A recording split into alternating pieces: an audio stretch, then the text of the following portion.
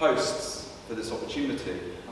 We were talking this morning, my first ever visit to Budapest was back in 1988, because I couldn't afford, as a poor student, had run out of money and was travelling around Europe and couldn't afford to stay in Vienna, and so came to Budapest, and I'm very glad I did. It was an amazing 3 or 4 days that I spent here, and I think I've probably been back 10 times since, and the change and transformation here is staggering over that period of time. And James and I and other colleagues go back now 15 years in this market, in this debate, and I guess fight around climate change. So it's a wonderful opportunity to be here to talk to you about it, and talk to you from a financial perspective. And I think that's very important, because one of the things I want to disabuse, and Carbon Tracker wants to disabuse people of, is that a low carbon transition, responding to climate change, is necessarily a cost. We had lunch with the ambassador and the deputy governor of your central bank, and in the taxi here, we were talking about an issue raised at the lunch, well actually what is everyone else doing, and how do you avoid the free rider problem? But that is very much, I think, yesterday's mindset, because I think our financial work and the financial work of others is beginning to demonstrate that actually it's more about how do you avoid being left behind and losing out by not being part of the technological transition, the disruptive technological disruption that is now taking place. And even if you are, again, an incumbent in the oil, gas or coal sector, how do you maximize your business? Because there's, let's be honest, even in a low carbon transition, we need a lot of fossil fuels over the next 30 years as we transition. So how do you maximize your business model, reset your business model over the next 30 years, so you do very well for your company and your shareholders and investors in a fossil fuel business, which is part of the low carbon transition. So those are very much, I think, some of the key themes from this presentation. But who are we at Carbon Tracker? I mean, we're quite an interesting organisation, I think. We are an NGO. We are entirely philanthropically funded. We have a mission, which is a climate-secure global energy system by 2050. But what's interesting and unique about us is we're all former financial market professionals. So we're not NGO types. We're not even macroeconomists. We're not policy wonks. We very much come from a financial perspective. I until 3 years ago, was a partner at the global law firm Norton Rose Fulbright. Our founder, Mark Campanale, is a former asset manager who worked at organisations like Jupiter and Henderson's Asset Management and other asset management companies in the City of London.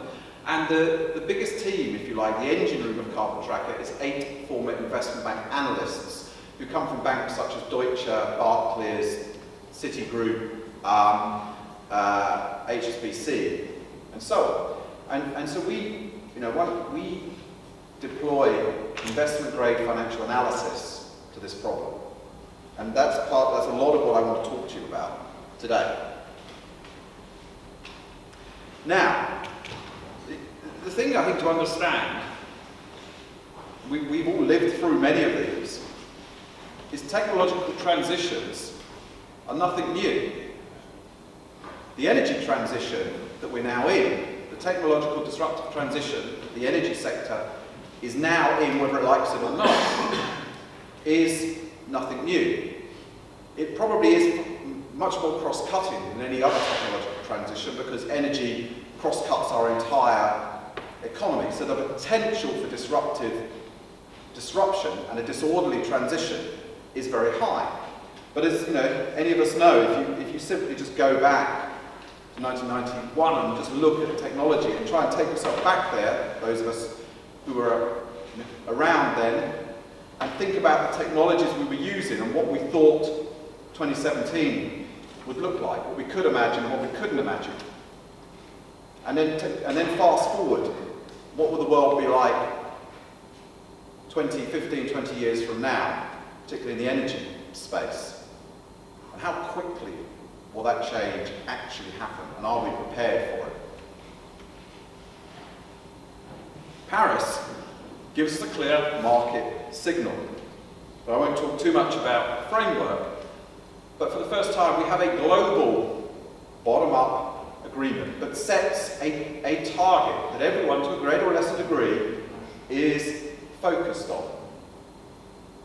And not just governments, but companies, cities, groups, and so on. And I think that is really important, because the direction of travel is quite clear. And I think, what it is also important to understand is the 5 years between the failure that was Copenhagen, the perceived failure, and the success that was Paris. What changed is the scale and costs of the technological tools that we will use for that low carbon transition. They changed dramatically, and in many ways governments and politicians could see how they might achieve this, whereas it was much less clear, technologically speaking, in Copenhagen.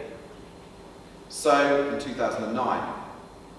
And the costs have come down dramatically, and I think that's important to understand. And in many ways, whereas I think in 2009 the perception was that this needed to be government policy-led, I think it became very clear by 2015 that this was technology-led, and the policy was all about how quickly you implement the technological transition that was already underway. Now, the good news is that that technological transition is already happening. And we did a recent piece of work with Imperial College in London to do the energy demand modelling for the UK government, taking an energy demand model and dramatically updating that model and many of the assumptions. And what we can clearly see is, solar PV could realistically supply 23% of global power by as soon as 2040 and 29% by 2050. That electric vehicles could provide 35% of road transport by 2035 and over 66% by 2050. That would mean that coal demand is likely to peak in 2020, oil demand is likely to peak or plateau in 2020 and remain relatively flat until 2030 and then decline, and gas demand will still expand but will be curtailed. So we will still see expansion in gas, but nowhere near as much as is being predicted by the industry and is commonly perceived. The bad news is that time is running out from a climate perspective. So the transition is happening. We know who the winner is, but will that winner get across the finishing line soon enough to keep us within the 2 degrees budget and give us a reasonable probability of delivering a stable climate? And that's the question on which the jury is still out. So no longer a case of if, but it is a case of when. And that, I think, is really important from a climate perspective. Because, we have not got that many years until we punch through the 2 degrees budget, let alone the 1.5 degrees budget that people are increasingly talking about. Now, Carbon Tracker is most well known for the early work we did in 2011 and 2013, where we said, okay, there is the climate science. There's all this, increasing science and certainty around climate and climate change. But if you're, like us, a financial market professional, what does that mean? How do you make sense of that? How do you apply that to your day-to-day work when you go and make an investment decision, when you assess risk and reward to deploy capital? So we started on a very simple high-level basis where we said, okay, well, one of the clear piece of quant we have from the climate scientists is the carbon budget. The amount of carbon dioxide, greenhouse gases we can put in the atmosphere and have a reasonable probability of staying below 2 degrees. It's about 2,000 gigatons against a pre-industrial baseline. We've already used well over half of that, so we have 900 gigatons left, where that was back in 2011. And on current business as usual pathways, we punch through that by 2033, unless we get the emissions line down. So, really have not got long. And if you then compare that to the amount of carbon locked up in the world's oil, gas, and coal reserves and resources at 2050, you see a massive disconnect. It's not just the marginal disconnect, it's massive. But yet all of the oil, gas, and coal companies in the world are projecting demand and use of these oil, gas and coal reserves out to 2050. They're all expecting to be around until 2050 using up all of these oil, gas and coal reserves, you know, that they've identified and they want to exploit. So, you know, how do you square that circle? And it's not just, you know, simply physically, we could not burn all of that because the relationship with warming is not linear. So if you burned all of that, we're not going to 2 or 3 or 4 degrees, we're going to 5 or 6 degrees several times over. It's a little bit like in the 70s when philanthropically funded NGOs finally were funded and went out and counted the world's nuclear warheads and realised there were enough nuclear warheads out there to burn the planet 7 or 8 times over. And that was very much the beginnings of the movement to disarmament and reducing those number of warheads. Well, we're in a similar situation now with fossil fuels. But again, that's all very macro. If you're, you know, making day-to-day investment decisions and deploying capital or a shareholder in Exxon or Chevron or BP, what does that mean? That still doesn't really mean very much within the way our financial system works on a day-to-day basis. Which is why 3 years ago, we started building up this investment analytical team, raising the money, buying the commercial data from the likes of Rystad, Wood Mackenzie and Bloomberg, and doing a bottom-up analysis of all the world's oil, gas and coal projects on a cost curve basis. And to cut a long story short, we'll look at some of the underlying research that we did. We came to the conclusion there was the potential to create, if expansion plans continue, on the supply side, some $2 trillion worth of stranded assets, what we call the stranded assets danger zone. So some 1.4 trillion at risk in oil, 220 billion at risk in coal, and 520 billion at risk in gas. Now how do we get there? Well, and again, here you can see that where those sit geographically around the world. So you can begin to zero in on what we term the oil, gas and coal projects that make neither climate, and critically, make neither climate nor financial sense. And the first victim, the obvious victim of this transition, is coal. And it's already playing out. A 10% drop in global demand for seaborne coal caused the complete collapse of the global coal industry. So for example, US coal equities over a 5-year period collapsed by 98%. If you had put your money in listed coal companies 5 years ago, you'd have virtually nothing left. Nearly 40 of those companies, including the biggest listed coal company in the world, Peabody, have gone into bankruptcy. And it's not that suddenly we decided we were going to stop using coal overnight. It was a 10% shift in demand and supply.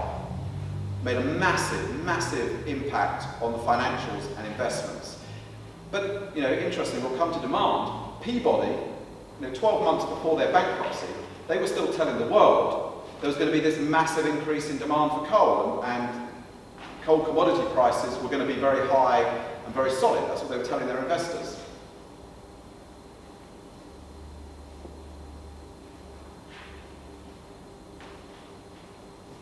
We've then gone on to look at the demand side and analyse the economics of coal-fired generation. And it's quite clear that when you actually look at this for a rational economic lens, not on paper making assumptions that have been around for ages, but real-world assumptions around how often coal-fired power stations are used, how much they are drawn upon, etc., etc., the economics of new coal-fired generation do not add up.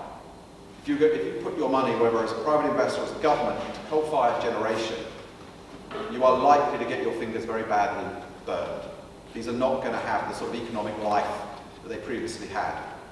Certainly not over 20 or 30 years. And we need to start recognising that. We're not in a linear phase anymore of energy, we're in a disruptive phase. And most of the models that you have to help you understand the lifetime and returns of these types of assets are linear. And the linear no longer works. And we need to understand how do we anticipate the future life and economic return of these assets when we're in a non-linear disruptive phase of the energy markets. Now, otherwise, geography doesn't help either, because 5 out of 8 of the countries with the fast expected population growth will need more energy, will drive increases in global energy demand, don't have their own coal reserves. So coal is not an obvious choice for them either. Now, we started this journey back in May 2014 when we developed this idea of carbon supply cost curves, and we looked at all of the world's first oil projects, then coal projects, then gas projects. We came, to kind of, again, we can go into this in more detail later on, but what we found was a high correlation between high cost projects and high carbon projects. And even in the oil industry, I mean, the time we did our report in May 2014, our demand analysis was telling us that the high oil price of then $130 a barrel did not add up when you looked at the fundamentals. We felt, we still do, but probably a long-term equilibrium is $70 to $80. Yet, in the global oil industry, there were tens and tens and tens of projects in the development pipeline who needed a break-even oil price of $100, $120, $130, some as high as $200 a barrel. So basically, the industry was betting on future high demand and future high oil prices.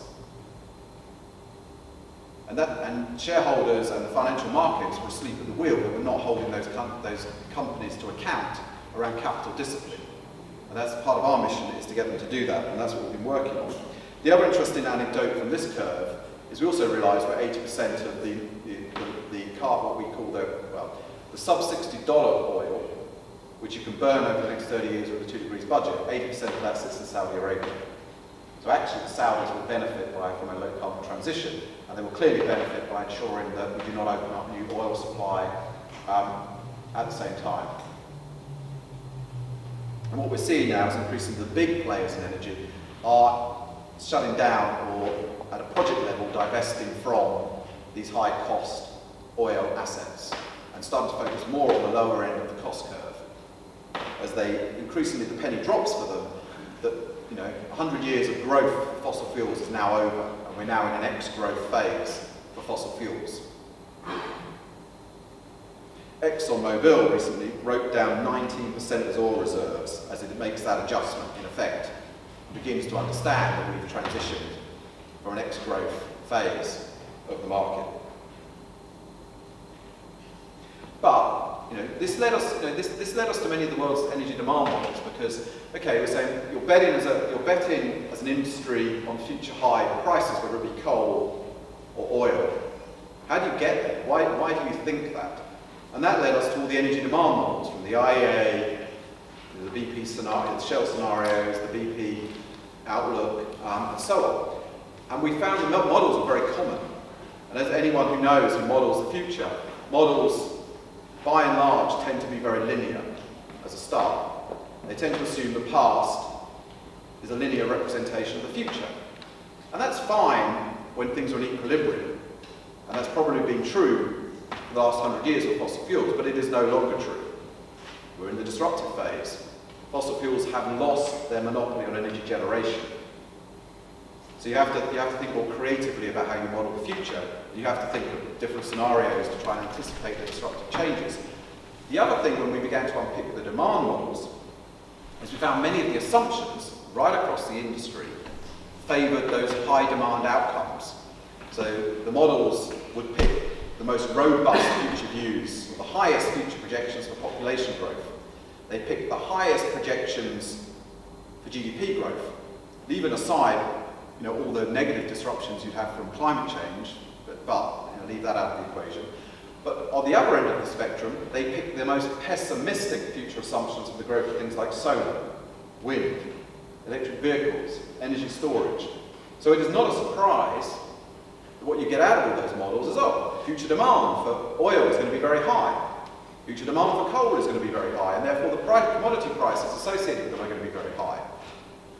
The other thing that we actually think is bordering on actionable, and the SEC were investigating this in the US, certainly many attorney generals are investigating this in the US, is by simply telling your shareholders and investors there is this one projection of the future, you're misleading your shareholders, because there are these other views and projections, but you're not telling your shareholders that they exist, you're downplaying those.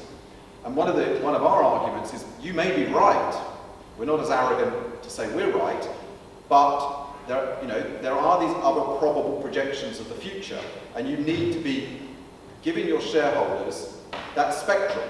You can argue with your shareholders why you think your business as usual projection is right, but you need to be at least showing your shareholders the other projections of the future. Now, this slide illustrates, one, that projecting the future is a very difficult task, because it shows you the spectrum of projections for solar growth and the costs that came down. But the red line, if you go back to 2010, if you had accurately predicted the growth of solar and the drop in costs, you'd have had that red line. Now, if you talk to any analyst, they basically say, well, yeah, but even if I believed that back in 2010, if I'd put that out as an analysis, my career would have been over. Because people would have thought I was smoking something. The only analytical team that came close, and they still underestimated it hugely, was the Greenpeace analytical team. And when we've actually talked to them, and they said, yeah, we actually believed that we were pushing the boundary and we were being a bit aggressive, but we still underestimated what happened with solar. So I think when this illustrates, one, there is within the fossil fuel energy industry, there is a natural bias in many of the assumptions they pick, and certainly their views of technological alternatives, which has to be addressed. But actually, it's very difficult to predict technological transitions, and actually, there are many, many examples of how we always underestimate, we dramatically, in many cases, underestimate the speed of technological transitions. And this brings us, that may be one reason why there is this one common thing about technological transitions. All technological transitions that we as a human race have been through are different. None of them are exactly comparable. But there seems to be one commonality from a business perspective, is that the incumbents almost always fail to survive it. No matter how big they are, politically well connected, how big their balance sheet is, they simply do not know how to deal with technological disruption and the new business models that it creates. So the question mark, I think, for the big oil and gas and fossil fuel companies is, will history repeat itself, or will they somehow be able to avoid that law of technological transitions? This is a good example. I mean, it is a very specific case, but the tidal wave of digital photography is fascinating. And again, we're seeing the same exponential S-curves for solar, wind, electric vehicles, storage now.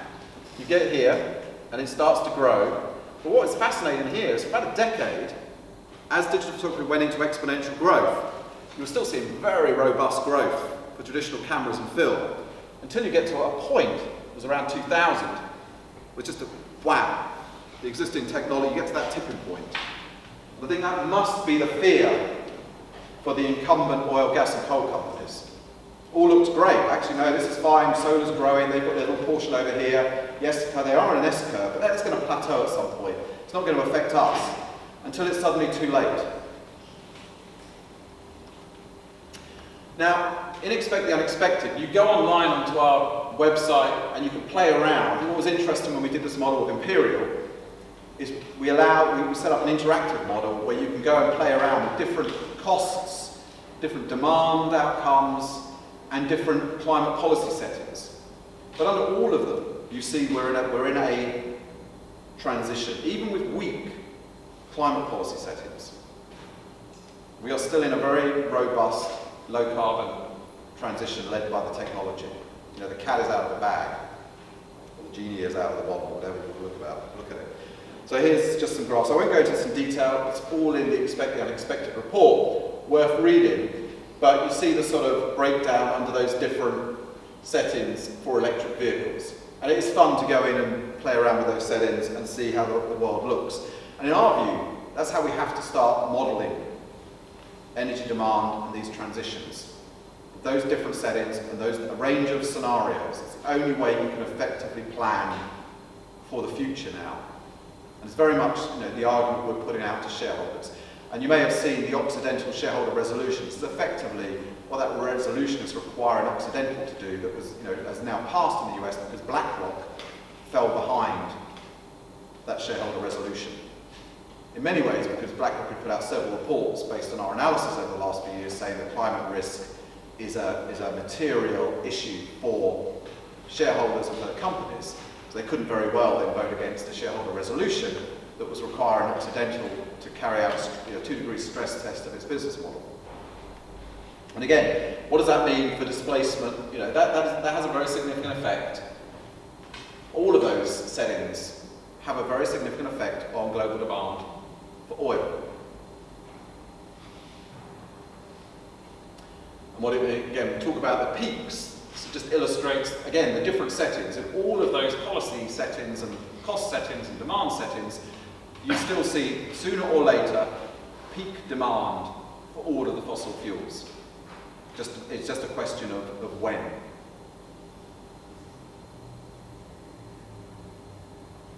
Now, what does that mean for the business models? Because of course, under none of those models does fossil fuels go away overnight. And I don't think anyone who seriously understands this issue is saying that we switch off fossil fuels one day. We wake up one morning and we've suddenly switched to clean energy and fossil fuels have been switched off literally in a moment. That is not going to happen. This is a 30 to 40 year transition. But I think investors have to understand that the big financial implications are in the margins. It doesn't need to be a 40 or 50% transition from fossil fuels to clean energy to have a big financial impact. So just to put that in perspective, a 2% increase in global supply for oil 2 years ago took the oil price from $130 down to $30. A 10% shift in demand for seaborne coal wipes out listed coal companies in the US. So, and in the last decade, the fuel efficiency standards in conventional combustion-powered engines have wiped out about 3 to 4% of supply of demand for oil in the OECD, with the big ramifications for the business models of the oil and gas companies. So again, the financial implications, if your business model is set to growth, are huge. And what we see here in this graph is with the global oil and gas companies still pursuing the same business model they've had for 80 years, which is growth, explore, develop, add to their reserves and resources, they've actually been destroying value, shareholder value, over the last 10 years by doing that. If they had been pursuing an ex-growth model, where they'd been pulling back, much more capital discipline, concentrating on the lower cost reserves and resources, they actually would have still been creating massive shareholder value and not putting so much strain on their business models and their ability to pay dividends. At the moment, companies like Shell, we believe, are borrowing something like $1 billion every month to meet their dividend expectation with pension funds.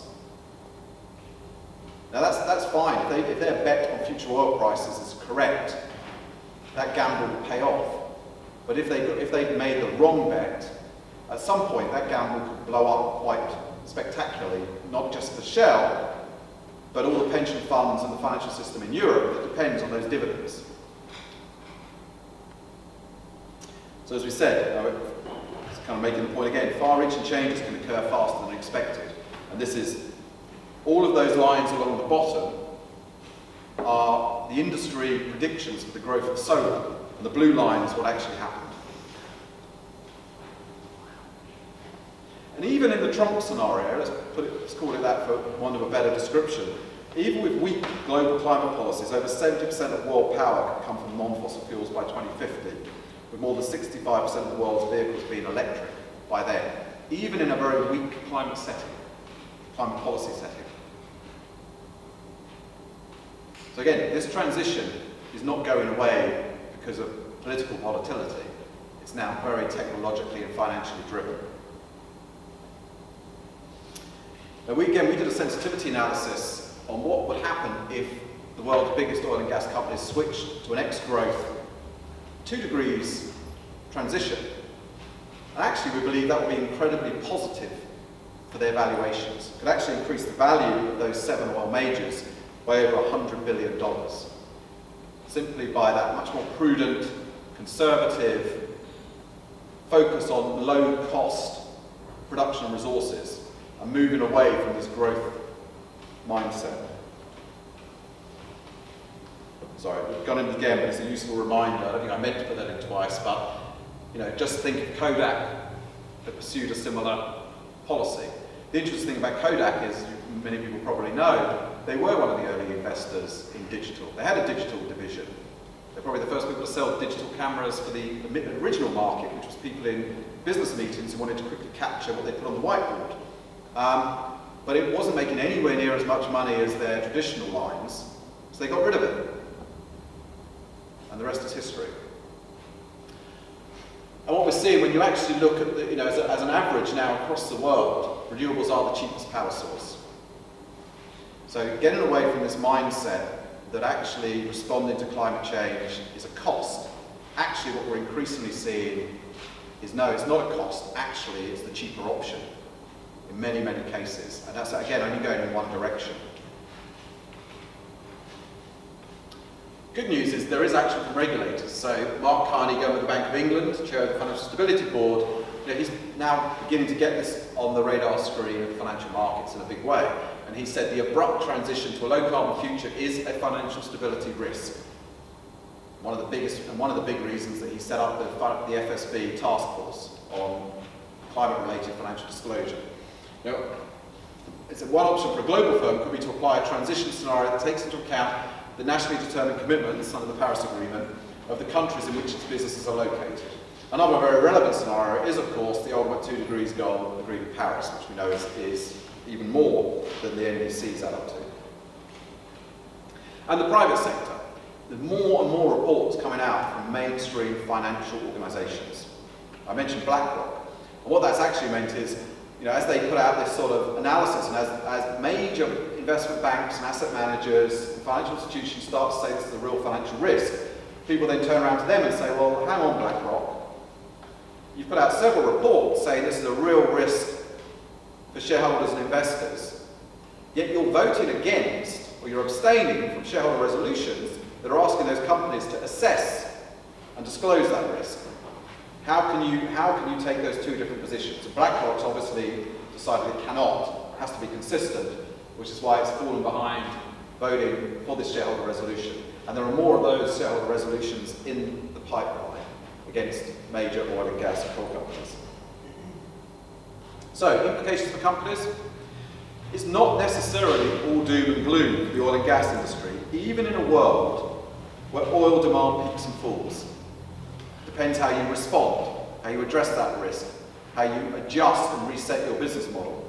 So we have large areas of agreement with the carbon tracker thesis. So there's little, that we know there is little threat to existing projects. I'm talking very much about the supply side here. The rate of production decline is likely to be greater than the decline in oil demand. We can continue to explore for some new discoveries. Again, provided they're at the low end of the cost curve. But managing for weak demand is going to require a certain mindset, a new mindset. We very much question whether the executives in many of these companies are the right people, because their psychology is set in a very certain way. We need a conservative view of future demand and pricing. We must focus on low-cost, low-risk, high-return projects. Where these are not available, return cash to shareholders. It's the importance of per-share metrics rather than absolute growth. That will bring the capital discipline into the companies and really make them assess the risk in a much more rigorous way than they do at the moment. Shrink to grow. And it's an easy message at the moment, but you know, there is a question, can that mindset be maintained if and when higher prices return? And they are likely to return. There will be some more volatility in oil and even probably coal and gas commodity prices before the game is over. But, the question is, will we have a photo finish in this technological transition? Will it be a disruptive one, or can we make it a managed, smooth transition? And it's going to happen. We know who the winner is. But will we get there? Will the winner cross the finishing line in time to deliver a stable climate and keep us within 2 degrees budget? Thank you.